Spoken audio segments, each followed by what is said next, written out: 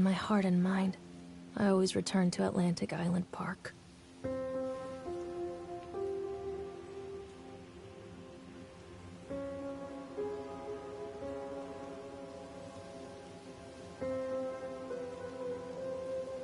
Where's Mr. Bear? I haven't seen Mr. Bear, Callum.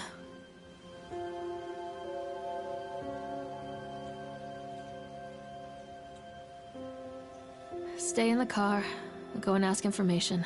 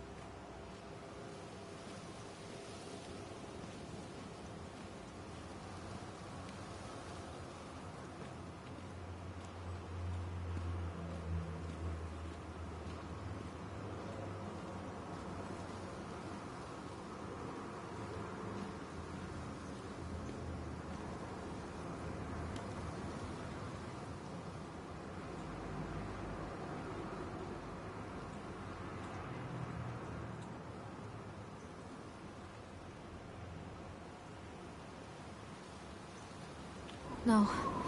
I have things I need to do in the park.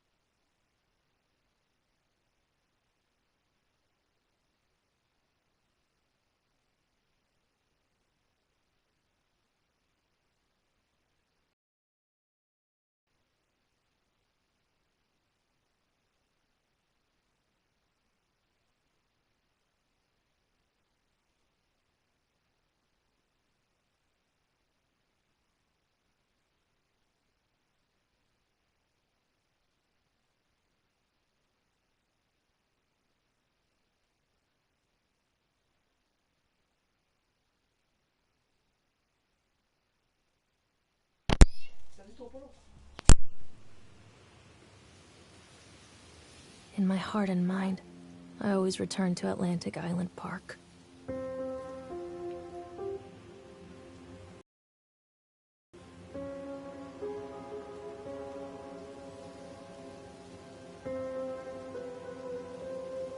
Where's Mr. Bear? I haven't seen Mr. Bear, Callum.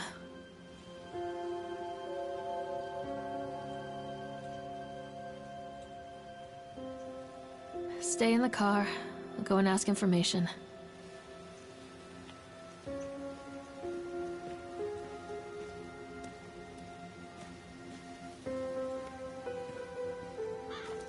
Attention, patrons. The park is now closed.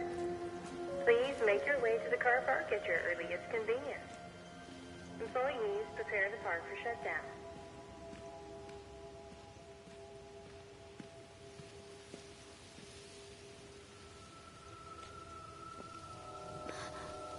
What?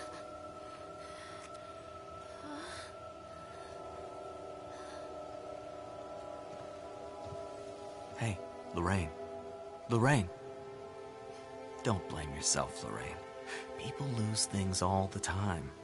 Take a deep breath and think about the last place you saw your son's teddy bear. Hey, stop! I think your boy just ran into the park. I'll unlock the gates for you.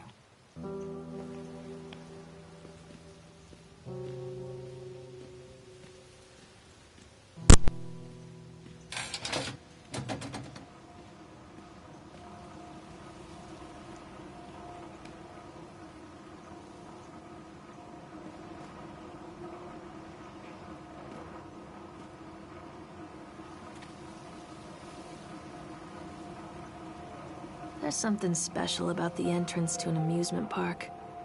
A line drawn between the real world and the world of whimsy within. On this side, the apathy of our everyday lives. And on the other, Anything we might dare to dream. It's no wonder Callum ran back inside. I wouldn't want to leave either. Attention employees, the park is now closed. Have a safe journey home.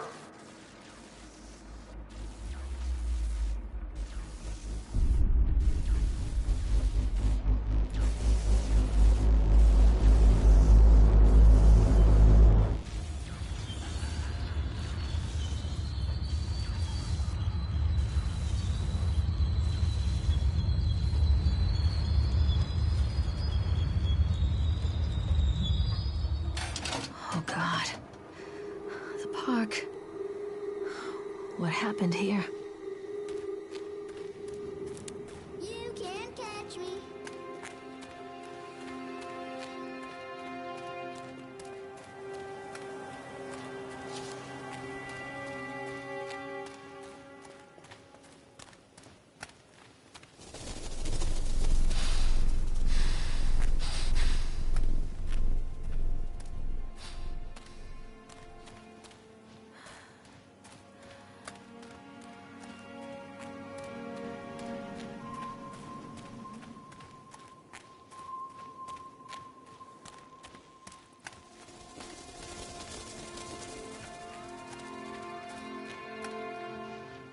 I think this belongs to Callum.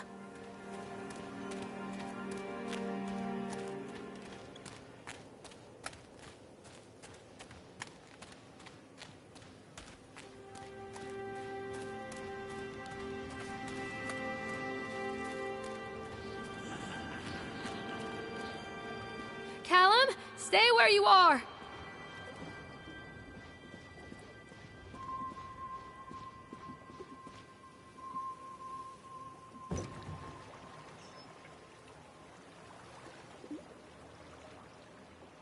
Come on, Mommy.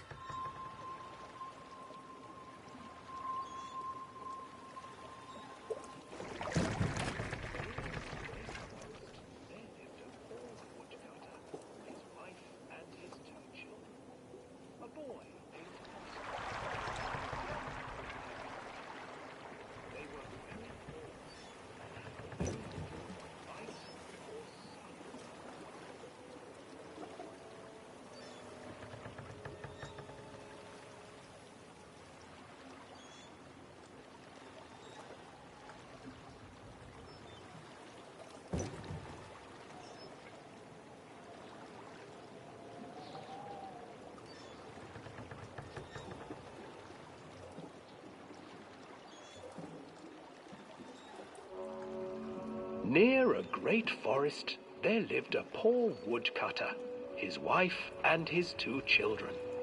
A boy named Hansel and a girl named Gretel. They were very poor and had very little to bite or sup.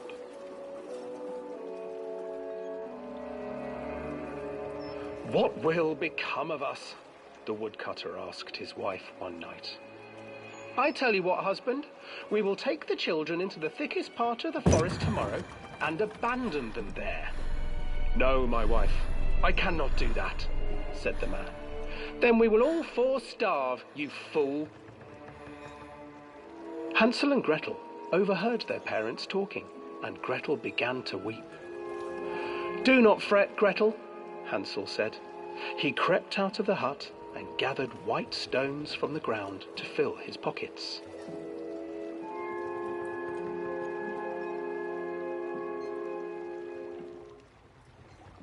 The next morning, the woodcutter leads the children into the forest.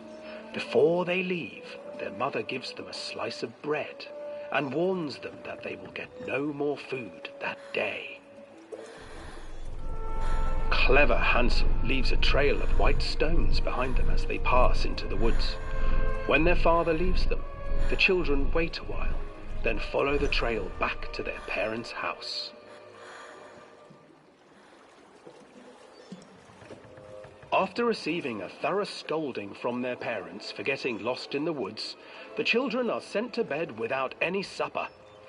Hansel tried to sneak out and collect more white stones, but found that the door was locked. "Tomorrow I will take them into the woods myself," the wife told the woodcutter.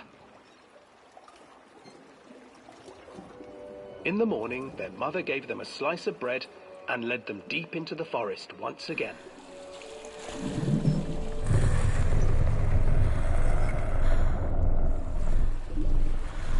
Hansel broke his bread into pieces and left a trail of breadcrumbs to lead them safely home.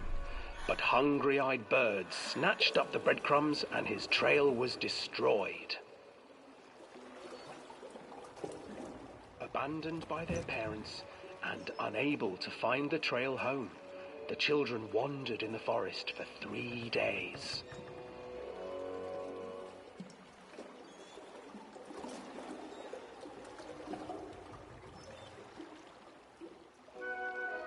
The children stumbled into a clearing with an exceedingly strange house.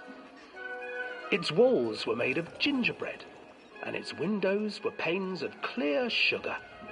Hansel, desperately hungry, ran forward and began to nibble on the walls.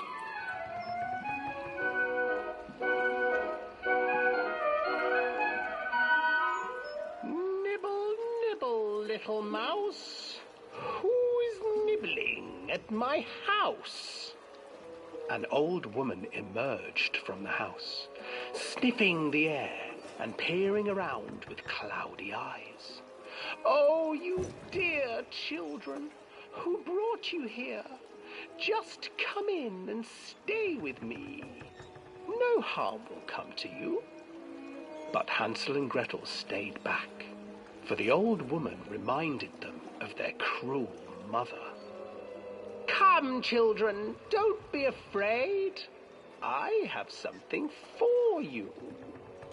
The old woman offered them 2 enormous lollipops. The children took them and began to eat. You see, nothing to fear here. Come inside, the old woman urged, and the children, still licking their sweets, followed.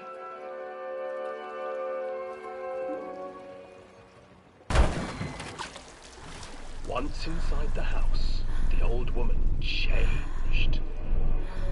She stuffed Hansel into a cage and put Gretel to work, sweeping and cleaning her hut.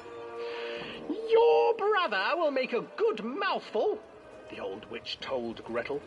Once he is fattened up, I shall feast upon him.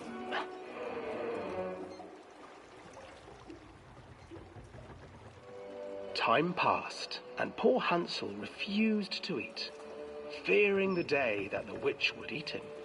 The witch, for her part, grew impatient. Today I will cook and eat your brother, Gretel.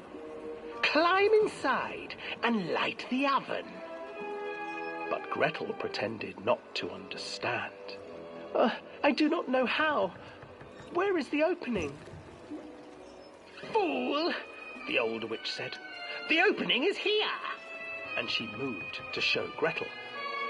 Seizing her courage, brave Gretel gave the witch a shove, and the old crone tumbled forward into the oven. Gretel slid a large iron bolt over the door to the oven. Gretel freed her brother Hansel, and together they lit a fire beneath the oven. And though she screamed and begged, the children sat by the oven until her screams had stilled, and the witch was cooked. And then, because even children can't survive on sweets, they divided up the body of the old witch and ate her.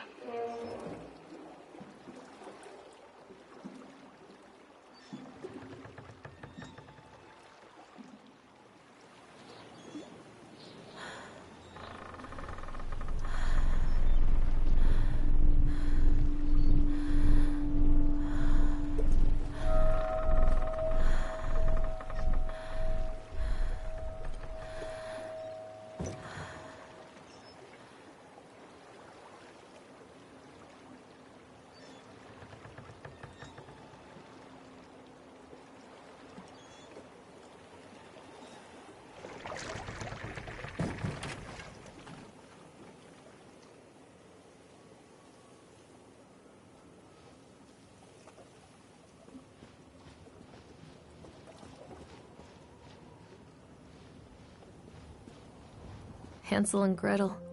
I used to read it to Callum when the electricity was shut off. Those poor children. The whole world against them. The forest, the birds, the old witch, even their own parents. I used to imagine that Callum and I were the kids in that story.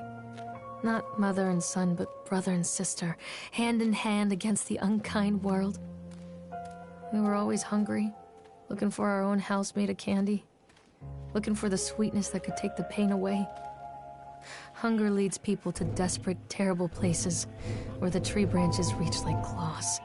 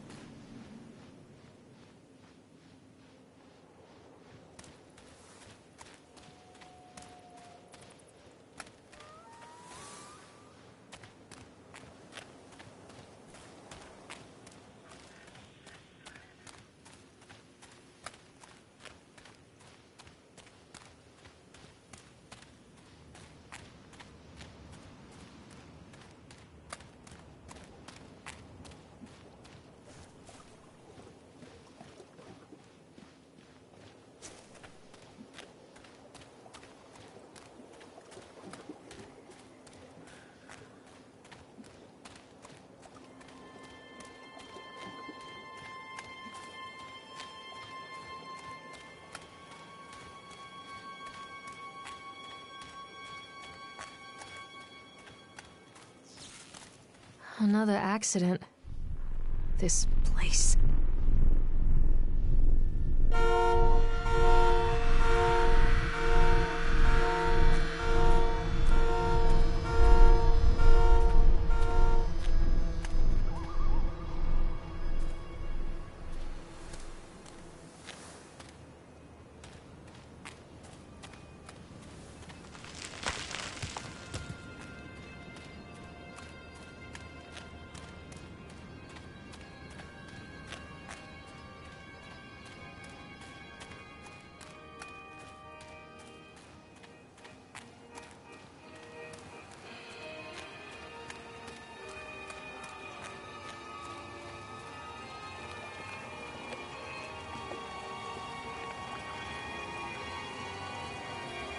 This old thing used to make the blood run to my head.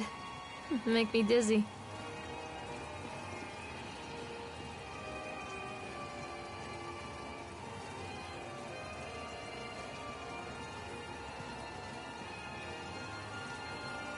Oh, I remember this.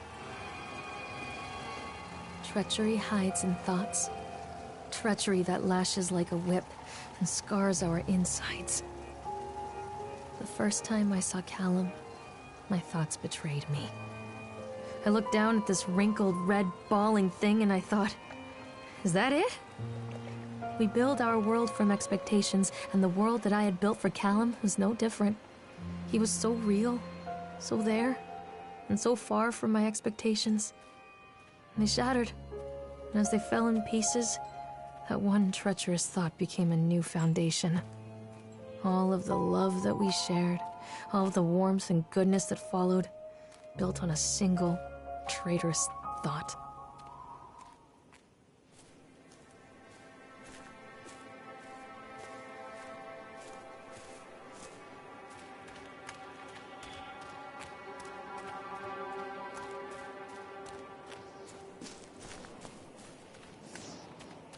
Constant crashes and 80s music.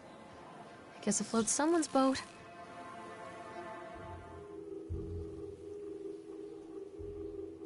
No, please no. Stop, doctor! Stop it, please! No!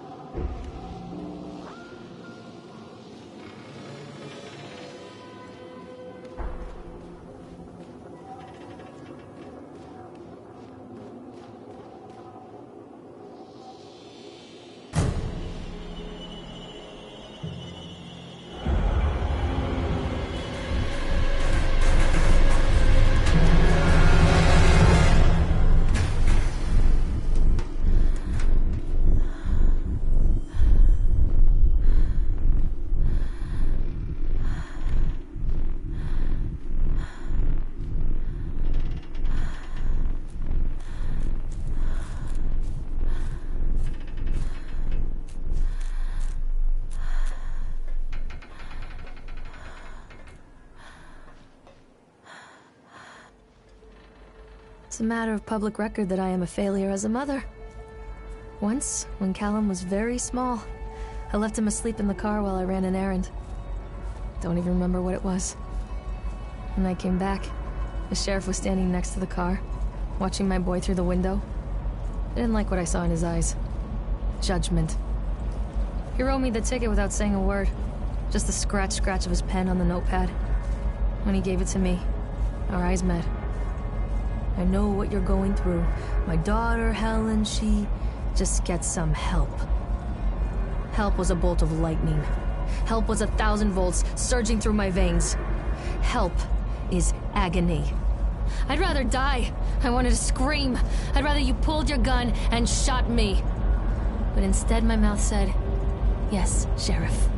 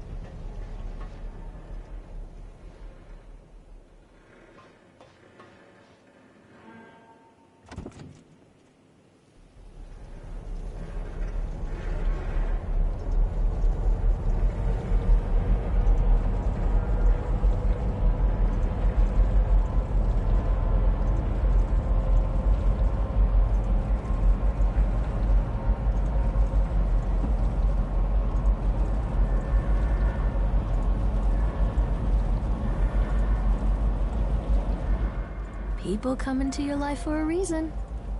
Dad used to say that before Mom ran off. After that, he mostly just drank. Things were different for Don and I.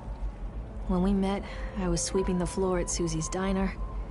He came in with some workers, but he didn't try to flirt or cop a feel like the others. He just ordered a coffee and sat there, watching me. When my shift was over, he offered to walk me home. I don't know how to describe that walk. We talked and laughed and eventually kissed. It felt like love. It felt like a fairy tale. I can't tell you if Callum was made that night or one of the ones that followed. But I think it has to be that night. That one perfect night. Don and I moved in together, but then, well, he died. According to the supervisor, his safety harness failed when he was working on the top of the Ferris wheel. Don was there one moment, and then gone. Sometimes people leave your life for no reason. I was 3 months pregnant with Callum. Fairy tale fucking over.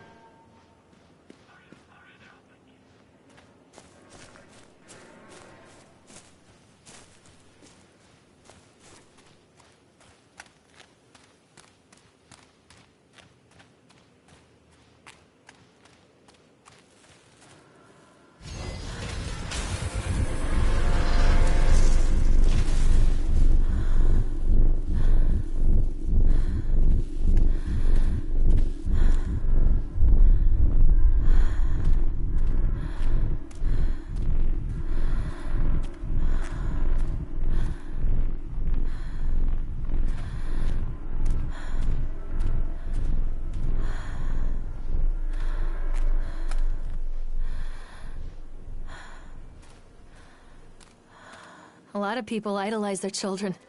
You hear them talking about their kids and just the way they talk, their fucking voices make me want to vomit. My angel likes to read, and little Johnny is so good on the piano. Fuck those people! You give up 9 months of your life carrying them, you traumatize yourself giving birth to them, and then you spend the rest of your life as their slave. Wiping asses, mopping up piss, feeding them. Little life-sucking monsters who take and take and take until... we all go insane. Any parent who pretends otherwise is just dishonest. That's called choice supportive bias. I am honest. Callum really grinds my gears, and he owes me everything. Everything. It'd serve the little fuck right if I just abandoned him. I always wanted to ride this one. Never got around to do it before.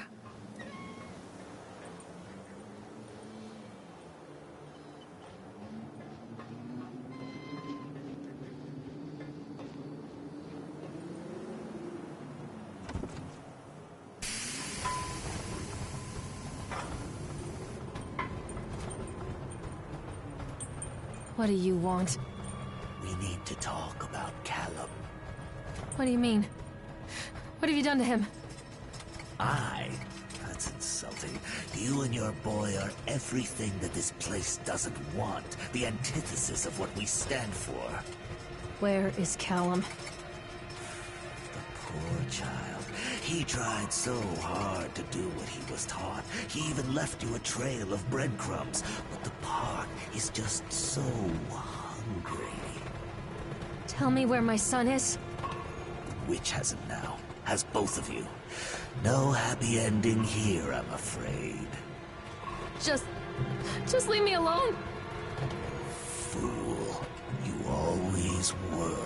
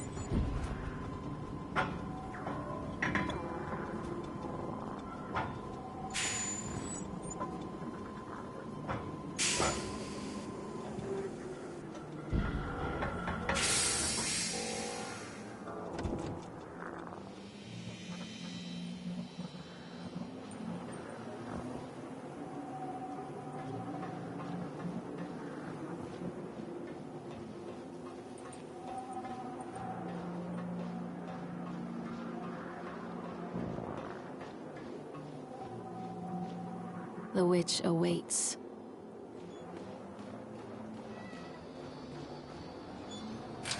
Callum has bruises on his arms, finger marks. Someone has been hurting him! I've asked him, demanded really, to know where he got the marks. But he doesn't want to answer me. Something has scared him into silence.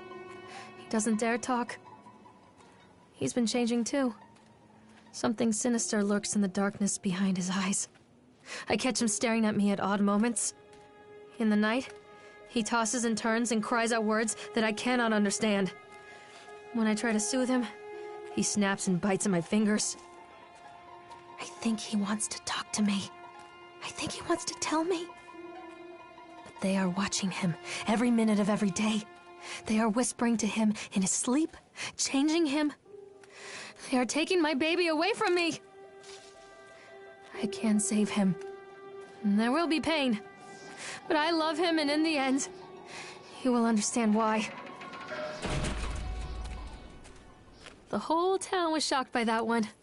Never found out who did it.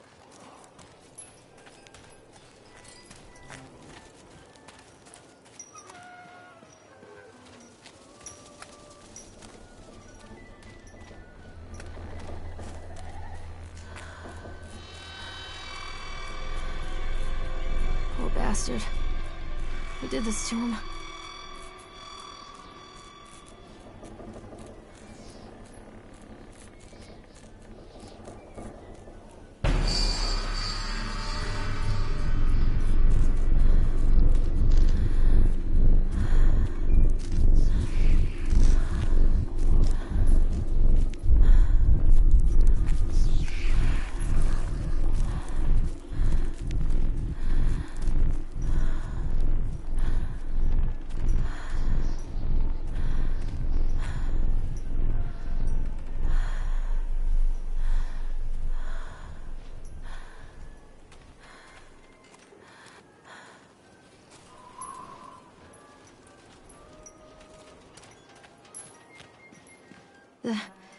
These are mine.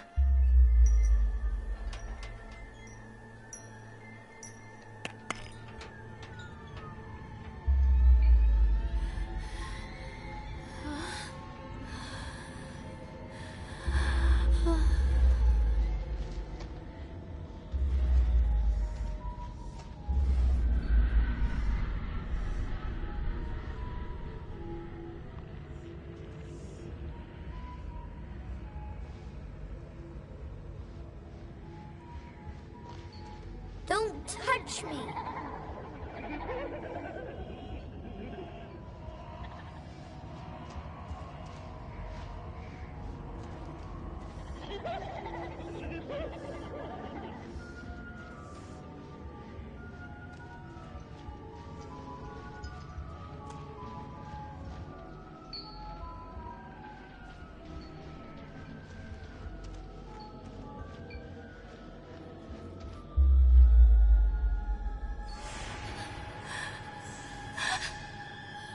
No.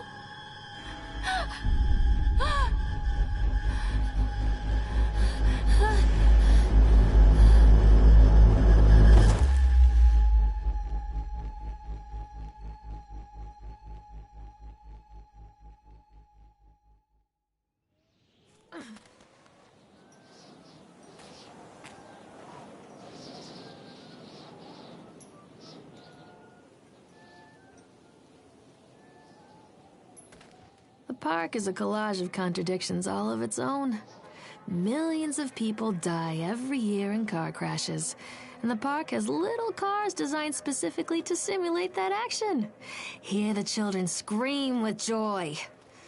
In the sideshow alley, you can walk away with 15 cents worth of mass-produced Chinese teddy bears while a grinning carny pockets your hard-earned $5. What secrets lie beneath the sullen waters of the lake? The tears of jilted lovers, the soiled condoms of illicit affairs, the clotted blood of the lonely suicide. And the face of the witch looms over it all. I've always despised her toothy grin and warty nose. I hate that sparkle in her weathered, watchful eyes. I think Callum is waiting for me. Inside.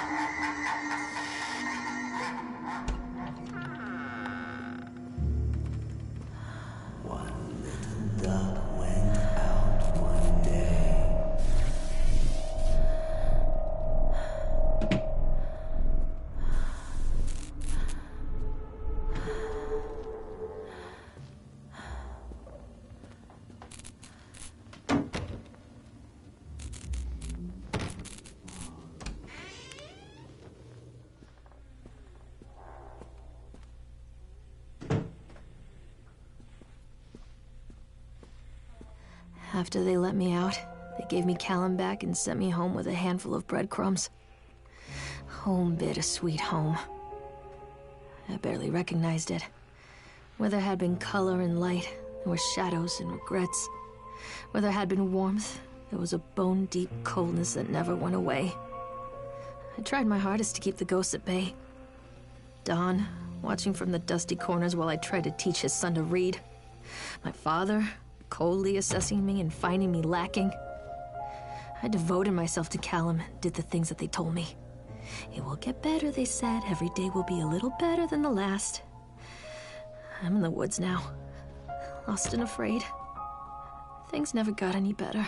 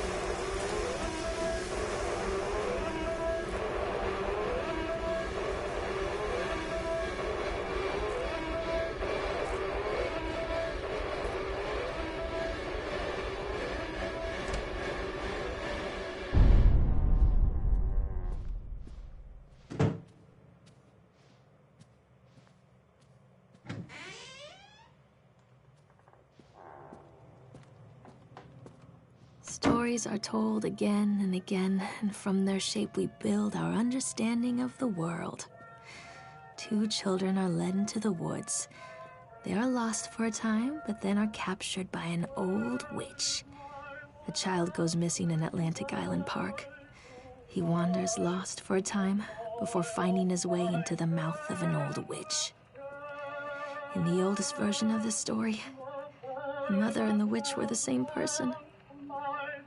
I never wanted to be the witch, but I am, aren't I?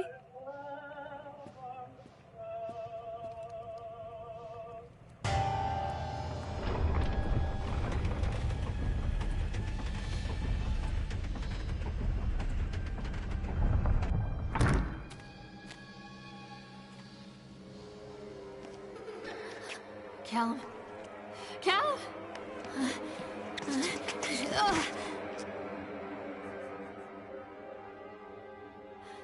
Callum. Callum.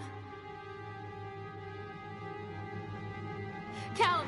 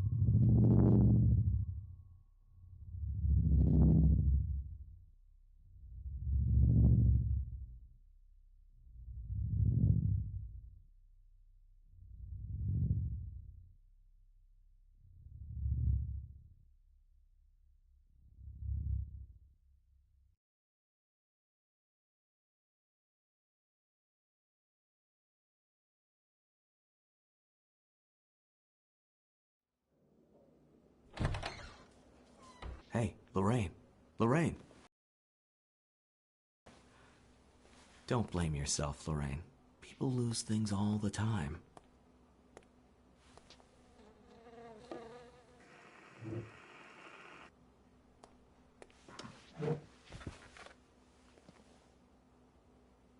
Take a deep breath and think about the last place you saw your son.